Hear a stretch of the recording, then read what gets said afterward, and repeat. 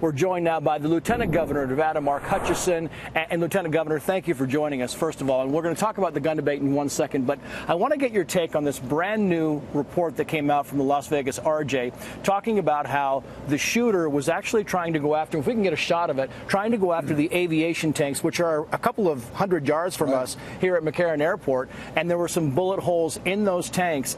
This just gets scarier and scarier. Well, it just shows how evil and depraved this individual was. If he's not only shooting at 22,000 people down here watching a concert and having an enjoyable time, he wants to blow up fuel tanks and rack as much havoc as possible. It continues to be more and more disturbing. And the police coming out tonight saying that he actually booked a room at the Ogden Hotel in downtown Las Vegas over the site of the Life is Beautiful concert, which was a week before this concert. And it makes you wonder, was this the intended venue? Was there supposed to be something that was more flamboyant, right? Well, and it really strikes a chord with me. My daughter is an 18-year-old young woman at home. My youngest is 6. Her friends, others that we know so well, attend that concert, these kind of concerts here, and it's frightening to consider what could have happened. And the investigation continues, and we'll find out soon. Now to the gun control debate. I know, we've just talked earlier about this, and there have been a lot of people on both sides saying different things about gun control. I want to play for you, if I can, the bite Martha McCallum talked to Congressman Steve Scalise on his recovery from his gun battle. I want to play this for you, and then we're going to read you a quote from a band member who was actually playing at the concert here on Sunday night. Play this.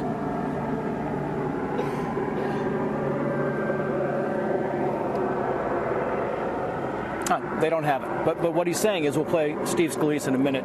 What he's saying is he was actually reinforced. It reinforced his belief in that we don't need more gun laws. And your stance is? Well, I think if you can show me a law that would prevent evil men from slaughtering innocent people, I'd support it in a second.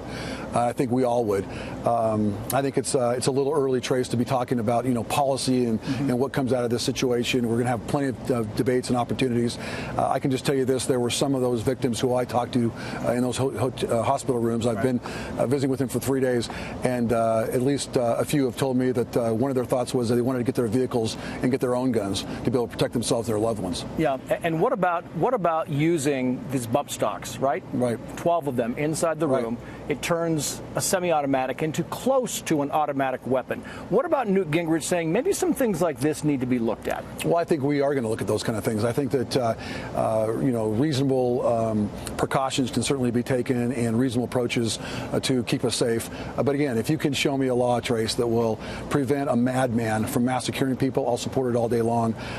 If we could pass those kind of laws, I think we would have already. You've got to be awfully proud of your state and your city. I mean, the people have risen here in Las Vegas. Trace, and you've spent time here. You know Vegas. Yeah. You know the heart and soul of Vegas. And I'm born and raised here. I've raised 6 children here. What we saw, the response that we saw to this evil, there's no doubt October 1st will be a dark day in Las Vegas history, but it'll also be one of the finest days in Las Vegas history as well, because we saw what was in keeping with the best and highest traditions of Las Vegans and Nevadans and Americans. The response that we saw was truly incredible. I just want to circle back, if I can, and play this Steve Scalise bite for you and get your opinion afterwards. Play this. I think we see too much of that where people say, okay, now you have to have gun control. Well, first of all, look at some of those bills. Those bills wouldn't have done anything to stop this. I mean, the gunmen actually cleared background checks. So to promote some kind of gun control, I think, is the wrong way to approach this. And frankly, what I experienced was when there was a shooter, luckily we had Capitol Police there with their own guns every single day in America. Regular citizens that just have a passionate belief in the Second Amendment, that have their own guns, use guns every single day to protect themselves against criminals. But I want to say on the flip side, we have Caleb Keeter, who's a guitarist for the Josh Abbott Band. He was there at the festival. He said after the attack, and I'm quoting here, "I've been a proponent of the Second Amendment my entire life until last night.